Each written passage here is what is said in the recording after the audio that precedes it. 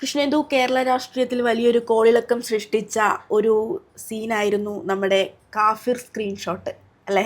അതെ, വളരെ വർഗീയപരമായിട്ട് അല്ലേ, ആളുകളെ ധ്രുവീകരിക്കുന്ന രീതിയിൽ ഒരു വ്യാജ ഡിജിറ്റൽ ഉപകരണം ഉപയോഗിച്ച് അല്ലെ സ്ക്രീൻഷോട്ട് ഉപയോഗിച്ചുകൊണ്ട് ഷാഫി പറമ്പിലിനെയും അവിടുത്തെ ഇടതുപക്ഷത്തിന്റെ സ്ഥാനാർത്ഥിയായിരുന്ന കെ ശൈലജ ടീച്ചറിനുമെതിരെ ഉണ്ടായിരുന്ന സ്ക്രീൻഷോട്ട്. ഇപ്പോൾ നമുക്ക് അടുത്ത് കിട്ടുന്ന വാർത്ത അനുസരിച്ച് അതിൽ രണ്ടാം പ്രതിയായിട്ടുള്ള റിബേഷിന് ഇന്ന് അറസ്റ്റ് ചെയ്തിട്ടുണ്ടായിരുന്നു. പക്ഷേ ജാമ്യം ഉള്ളതുകൊണ്ട് വിട്ടയച്ചു എന്നുള്ളതാണ്. ഇതില് എവിടം തൊട്ടാണ് ഈ കാഫിർ സ്ക്രീൻഷോട്ട് വരുന്നതെന്ന് നോക്കാം. 2024 ഈ പറയുന്ന ലോക്സഭാ തെരഞ്ഞെടുപ്പിന്റെ സമയത്ത് ഈ സ്ക്രീൻഷോട്ട് എന്ന് പ്രചരിക്കുന്നത്. ഇതില് പ്രധാനമായിട്ടും നമ്മുടെ വടകരയിലെ സ്ഥാനാർത്ഥികളായിരുന്ന ഷാഫി പറമ്പിലിനെയും അതുപോലെ കെ ശൈലജ ടീച്ചറിനെയും ചേർത്തിട്ടാണ് ഈ പ്രചരണം സ്ക്രീൻഷോട്ട് ഉണ്ടായിരുന്നത്. അതിൽ പറയുന്നത് നമ്മൾ 4-5 നേരമൊക്കെ നിസ്കരിക്കുന്ന ദീനിയായ ഷാഫി പറമ്പിലിനാണോ വോട്ട് ചെയ്യേണ്ടത്, അതോ കാഫിറായ സ്ഥാനാർത്ഥി ശൈലജയ്ക്കാണോ, നമ്മുടെ കൂട്ടർക്കല്ലേ വോട്ട് രേഖപ്പെടുത്തേണ്ടതെന്നാണ്. ഇത് ഒരു MSF പ്രവർത്തകനായിട്ടുള്ള PK മുഹമ്മദ് ബാസിന്റെ പേരിലാണ് ഈ വ്യാജ സ്ക്രീൻഷോട്ട് പ്രചരിച്ചത്. ഷെയർ ചെയ്തെന്ന രീതിയിൽ ഇത് വലിയ ഒരു കോളിളക്കം സൃഷ്ടിച്ചു. അറസ്റ്റ് ചെയ്തിരുന്നു അല്ലെ? അതെ, ഇതൊരു ശരിക്കും ഒരു വർഗീയ കലാപം പൊട്ടിപ്പുറപ്പെടാൻ സാധ്യതയുള്ളൊരു വിഷയം തന്നെ ആയിരുന്നു. പ്രത്യേകിച്ച് MSF നേതാവാണ് ഈ ഒരു വിഷയവുമായി ബന്ധപ്പെട്ട് സ്ക്രീൻഷോട്ട് എന്ന പേരിലാണ് പ്രചരിച്ചുകൊണ്ടിരുന്നത്. അപ്പോൾ MSF നേതാവിൽ നിന്ന് ഇത്തരത്തിലൊരു വിഷയം വരുമ്പോൾ സ്വാഭാവികമായിട്ടും അത് ജനങ്ങളെ പൊതുവെ ആരും അതൊരു ഫേക്ക് ആണെന്ന് ചിന്തിക്കാനും ചിലപ്പോൾ അത് ആരും ചിന്തിക്കില്ല. പറയുന്നത് ആദ്യം എല്ലാവരും ഇത് കാണുമ്പോ ഇതെന്താണ് ഇങ്ങനെ എന്നുള്ള രീതിയിലേക്ക്, പിന്നീടായിരിക്കും ചിലപ്പോൾ ഇതിൽ ശരിയാണോ തെറ്റാണോ, ചിലപ്പോ അങ്ങനെ ചിന്തിച്ചു എന്ന് വരില്ല. പല ജനങ്ങളും കാണുന്ന മുറക്കെ അത് വിശ്വസിച്ചേക്കുന്ന ജനങ്ങളൊക്കെ ഉണ്ടല്ലോ. കൂടാതെ നമുക്കൊരു പാർട്ടിയോട് ചായ്വ് ഉണ്ടെങ്കിൽ അവൻ അങ്ങനെ ചെയ്യും, MSF കാരല്ലേ അത് ചെയ്യും എന്നൊക്കെ വേണമെങ്കിൽ നിൽക്കുന്നവർ ഒരുപാടുണ്ട്. അപ്പോൾ ആ ഒരു സമയത്ത് വലിയൊരു വിഷയമായിരുന്നു. ബാസിനെ അറസ്റ്റ് ചെയ്തു. അവസാനം ബാസിന്റെ ഫോറൻസിക് പരിശോധനയൊക്കെ കഴിഞ്ഞപ്പോഴേക്കും ഇതിലൊന്നൊന്നുമില്ല എന്ന് മനസ്സിലാക്കി. പിന്നീടാണ് ഓരോരോ പ്രതികളായിട്ട് ഇതില് പ്രതിപട്ടികയിലേക്ക് വരുന്നത്. ആദ്യം തന്നെ ഇതില് അറസ്റ്റ് ചെയ്തിരുന്നത് ജിതിൻ ഭാസ്കരനെയാണ്. DYFIയുടെ വടകര ബ്ലോക്ക് കമ്മിറ്റി അംഗമാണ്. വടകര സ്ക്വാഡ് എന്ന ഗ്രൂപ്പില് പങ്കുവച്ചു എന്നാണ് SIT അതിൽ നിന്ന് SIT അതിലെ വടകര സ്ക്വാഡ് ഗ്രൂപ്പ് എന്നാണ് ഈ ഒരു ഇടത് സൈബർ ഗ്രൂപ്പിൽ നിന്നാണ് ഈ സ്ക്രീൻഷോട്ട് മറ്റ് സോഷ്യൽ മീഡിയ മാധ്യമങ്ങളിലോട്ടും എല്ലായിടത്തോട്ടും ഷെയർ ചെയ്യപ്പെട്ടത് ഈ ഒരു ഇതിൽ നിന്നാണ് മനസ്സിലായല്ലേ. പിന്നീട് അമലിനെയും റെഡ് ബറ്റാലിയൻ വാട്സപ്പ് ഗ്രൂപ്പിൽ പ്രചരിപ്പിച്ചു എന്ന പേരിലും അവസാനമാണ് റിബേഷ് രാമകൃഷ്ണൻ രണ്ടാം പ്രതിയാണ് റിബേഷ് രാമകൃഷ്ണനെയും കൂടെ അറസ്റ്റ് ചെയ്തിരിക്കുന്നത്. വലിയൊരു വർഗീയ ധ്രുവീകരണത്തിനാണ് ഇവരൊക്കെ തന്നെയും ശ്രമിച്ചിട്ടുള്ളത്. ഇതില് ഉറവിടം എന്ന് പറയുന്നത് തന്നെ വർഗീയതയില്ല എന്ന് പറയുന്ന കേന്ദ്രത്തിൽ അതായിരുന്നു പോയിന്റ്. ഞങ്ങൾക്ക് വർഗീയതയില്ല, എന്താണ് വർഗീയത തുലയട്ടെ എന്ന് രായിക്ക് രാമായണം പാടുമ്പോഴും വർഗീയത പൊട്ടിപ്പുറപ്പെടുവിപ്പിച്ച് അല്ലെങ്കിൽ വർഗീയത എഴുതി വർഗീയ സ്ക്രീൻഷോട്ട് സൃഷ്ടിച്ച് തന്നെ വോട്ട് നേടാൻ വേണ്ടി 2 ചേരി തിരിപ്പിക്കാൻ വേണ്ടി അവര് ചെയ്തു അല്ലേ? അതെ, ഇതില് നേരത്തെ അന്വേഷണത്തിന്റെ ഘട്ടങ്ങളിലായിട്ടൊക്കെയും റിബേഷിനെ ഇതിനു മുൻപും 2 തവണ ചോദ്യം ചെയ്യലിനായി വിളിച്ചു വരുത്തിയെങ്കിലും അന്ന് പ്രതിപട്ടികയിലൊന്നും ഉൾപ്പെട്ടിരുന്നില്ല. ഇപ്പോഴാണ് അറസ്റ്റ് ചെയ്യാനായിട്ട് തയ്യാറായിട്ട് വന്നിട്ടുള്ളതും. പക്ഷേ റിബേഷ് ഇതൊക്കെ മുൻകൂട്ടി കണ്ടുകൊണ്ട് ജാമ്യം കൊടുത്തിരുന്നു, മുൻകൂർ ജാമ്യം ഒക്കെ കൊടുത്തിരുന്നു. എന്തായാലും ശക്തമായ ഡിജിറ്റൽ തെളിവുകൾ ഇവർക്ക് നേരെ ഉള്ളത് കൊണ്ട് ഇനിയും കൂടുതൽ നിയമ സാധ്യതയിലേക്കൊക്കെ അന്വേഷണ സംഘം കടന്നേക്കാം. പ്രത്യേക അന്വേഷണ സംഘം SIT ഉൾപ്പെടെ കടന്നേക്കാം. എന്നിരുന്നാലും നമ്മൾ ഇവിടെ ചർച്ച ചെയ്യേണ്ട പ്രധാനപ്പെട്ട ഒരു വിഷയം ഈ പറയുന്ന വർഗീയ ധ്രുവീകരണ ശ്രമം തന്നെയാണ്. കാഫിറായിട്ടുള്ള ശൈലജയാണോ, 5 നേരം നിസ്കരിക്കുന്ന ഷാഫി പറമ്പിലാണോ എന്ന് പറയുമ്പോൾ ചില മനുഷ്യരെങ്കിലും രണ്ടാമതൊന്ന് ചിന്തിച്ചേക്കാം, ശരിയാണോ എന്ന് ചിന്തിച്ചേക്കാം ചില മനുഷ്യരെങ്കിലും. അല്ലെങ്കിൽ ഭിന്നിപ്പിക്കുന്ന തരത്തിലേക്ക് ശരിയാണ്, നമ്മുടെ ആളാണ് ഷാഫി പറമ്പിൽ, ശൈലജ ആരാണ് എന്നുള്ള രീതിയിലൊക്കെ ചിന്തിക്കുന്ന മനുഷ്യരിലേക്കായിരിക്കാം ഇത് പോകുന്നത്.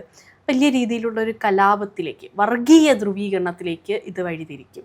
വലിയ അപകടത്തിലേക്കാണ് മുന്നോട്ട് പോകുന്നത്. ഒരുപക്ഷെ ഈ ഉറവിടത്തിൽ നിന്ന് സോഴ്സ് ചിലപ്പോൾ പ്രചരിപ്പിക്കാനായിട്ടുള്ള പ്രധാനപ്പെട്ട കാരണം, ഈ സ്ക്രീൻഷോട്ട് പ്രചരിപ്പിക്കാനുള്ള പ്രധാനപ്പെട്ട ഒരു കാരണം, ഈ പേരും പറഞ്ഞുകൊണ്ട് ഞങ്ങൾക്ക് 4 വോട്ട് വാങ്ങിക്കാം.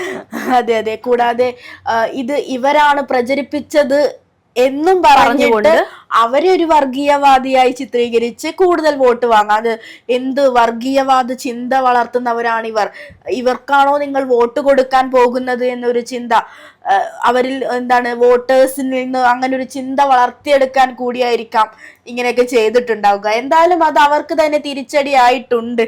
അതെ, അവസാനം കറങ്ങിത്തിരിഞ്ഞ് ഇതിന്റെ ഉറവിടത്തിലേക്ക്, കൃത്യമായ ഉറവിടത്തിലേക്ക് ഡിജിറ്റൽ തെളിവുകളുടെ അടിസ്ഥാനത്തിൽ വന്നിട്ടുണ്ട്. ഇതിൽ നമ്മൾ ചർച്ച ചെയ്യേണ്ട മറ്റൊരു പ്രധാനപ്പെട്ട വിഷയം വസ്തുത നിരത്തി വോട്ട് പിടിക്കുക എന്നുള്ളതാണ്. എന്തും പറഞ്ഞുകൊണ്ട് വോട്ട് പിടിക്കുക എന്നുള്ളതല്ല രാഷ്ട്രീയം.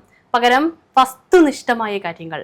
ഇപ്പോൾ കെ ശൈലജ ടീച്ചർ എന്ന് പറയുന്നത് ഏറ്റവും പ്രധാനപ്പെട്ട ഒരു പക്ഷേ ഒരു മുഖ്യമന്ത്രി പട്ടികയിലേക്ക് കേരളത്തിൽ ശൈലജ ടീച്ചർ മന്ത്രിസഭയിൽ ഉണ്ടാകുമ്പോൾ മന്ത്രിസഭയിൽ ഏറ്റവും എല്ലാവർക്കും ഇഷ്ടപ്പെട്ടിരുന്ന ഒരു മന്ത്രി കൂടിയായിരുന്നു ശൈലജ ടീച്ചർ. കേരളത്തിന്റെ ആരോഗ്യ കാര്യങ്ങളിൽ വളരെ ശ്രദ്ധ ചെലുത്തിയ ഒരു വ്യക്തി തന്നെയായിരുന്നു. അപ്പോ ടീച്ചർക്ക് അങ്ങനെ ഒരു വോട്ട് അല്ലാതെ തന്നെ പിടിക്കാനുള്ള ഒരു കേപ്പബിലിറ്റി ഉണ്ടായിരുന്നു. എന്നിട്ടും ഇടതുപക്ഷ സൈബർ പോരാളികൾ ചെയ്തത് അല്ലെ, കടന്നലുകൾ ചെയ്തത് ഇത്തരത്തിലായി. അത് വളരെ നെഗറ്റീവ് ഒരു ഇമ്പാക്റ്റ് ആണ് ഉണ്ടാക്കിയിട്ടുള്ളത് ശരിക്കും. അപ്പോൾ ഞാൻ പറഞ്ഞു വന്നത്, ഈ പറയുന്ന കേപ്പബിൾ ആയിട്ടുള്ള ശൈലജ ടീച്ചറെ ഒരു മുഖമാക്കി അവർക്ക് വോട്ട് വാങ്ങിച്ചെടുക്കാനുള്ള എല്ലാ തരത്തിലുമുള്ള അവകാശം, അല്ലെങ്കിൽ അതിനുള്ള കേപ്പബിലിറ്റി ഉണ്ടായിട്ട് പോലും അതിനൊന്നും കാര്യമാത്ര ശ്രദ്ധ കൊടുക്കാതെ ഇത്തരത്തിലുള്ള സ്ക്രീൻഷോട്ട് കേസുകളിലേക്ക് പോകുന്നത് അവർക്ക് തന്നെ വിനയായി ഇപ്പോൾ മാറിയിട്ടുണ്ട്. ഇപ്പോൾ ശൈലജ ടീച്ചർ നിപ്പ കോവിഡ് സമയത്തൊക്കെ ചെയ്തിട്ടുള്ള പ്രവർത്തനങ്ങൾ അന്താരാഷ്ട്ര അംഗീകാരം ഉൾപ്പെടെ കിട്ടിയിട്ടുണ്ട്. അതുപോലെ ശൈലജ ടീച്ചർ ഇന്റർനാഷണൽ ലെവലിൽ ശ്രദ്ധ നേടിയിട്ടുള്ള ഒരു വ്യക്തി കൂടെയാണ്.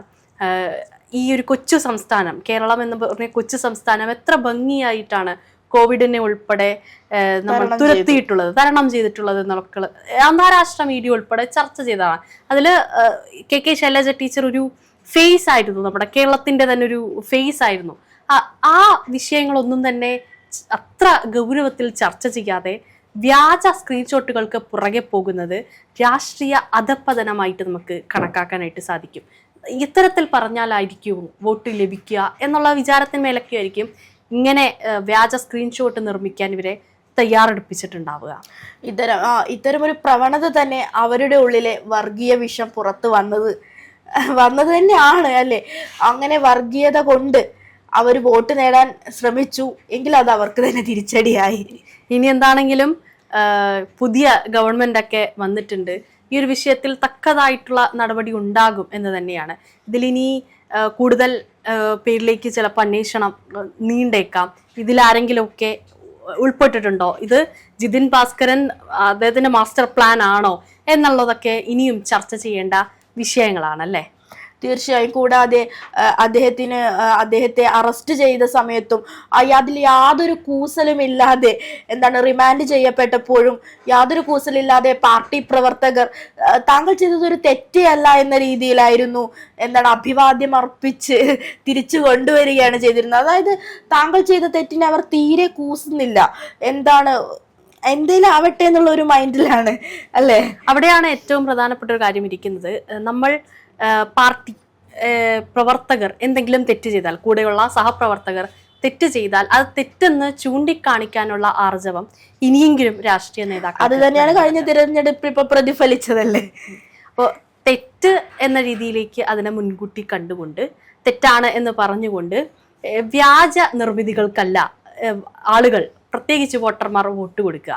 പകരം വസ്തുനിഷ്ഠമായ, ഇപ്പോൾ കെ ശൈലജ ടീച്ചർ ഉൾപ്പെടെ ചെയ്തിട്ടുള്ള കാര്യങ്ങൾ മുൻനിർത്തി അദ്ദേഹം ആൾ ചെയ്തിട്ടുള്ള പ്രവർത്തനങ്ങൾക്കാണ് വോട്ട് കൊടുക്കുക എന്നുള്ളത്. അതും കൂടെ മനസ്സിലാക്കിക്കൊണ്ട് ഇനിയെങ്കിലും മുന്നോട്ട് പോകണം എന്നുള്ളതാണ്. ഇനി റിബേഷിന്റെ അറസ്റ്റും കഴിഞ്ഞു, ആള് ജാമ്യത്തിലൊക്കെ പോയിട്ടുണ്ട്. കൂടുതൽ അന്വേഷണ സംഘം കൂടുതൽ കാര്യക്ഷമമായി തന്നെ പ്രവർത്തിക്കുമായിരിക്കും. എന്താണെങ്കിലും പുതിയ ഗവൺമെന്റ് ആണ്. ഇനിയും ചിലപ്പോൾ കുറെ പേർ ഇതിൽ പ്രതിപ്പട്ടികയിലൊക്കെ വന്നേക്കാം, ഉറവിടമൊക്കെ ചർച്ച ചെയ്യപ്പെട്ടേക്കാം. കൂടുതൽ കാത്തിരുന്ന് കാണാം.